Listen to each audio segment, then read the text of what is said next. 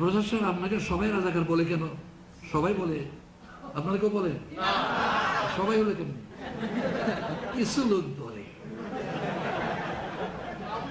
তারা কারা? তারা কারা? তারা আধিপত্যবাদের, তারা আধিপত্যবাদের এজেন্ট, তারা আধিপত্যবাদের এজেন্ট। কারণ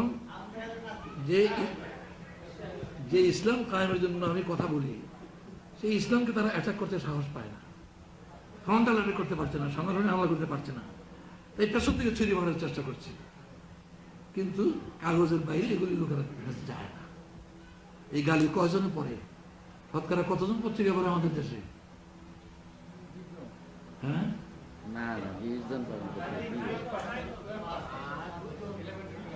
20 জনই ধরে।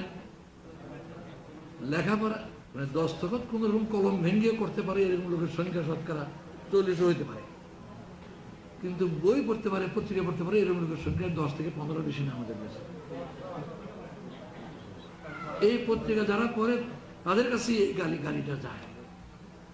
আমাকে গালি দেয়, আমি বলি আচ্ছা আপনি যদি আমাকে একটা জিনিস দেন, আমি যদি না নেই এটা কোথায় থাকবে? আপনি যদি একটা জিনিস দেন আমাকে, আমি না নেই কার কাছে থাকবে? সুতরাং এই গালি আমি নেই না, যারা দেয় তাদের মুখেই থাকে, আমার গায়ে গালি লাগে না।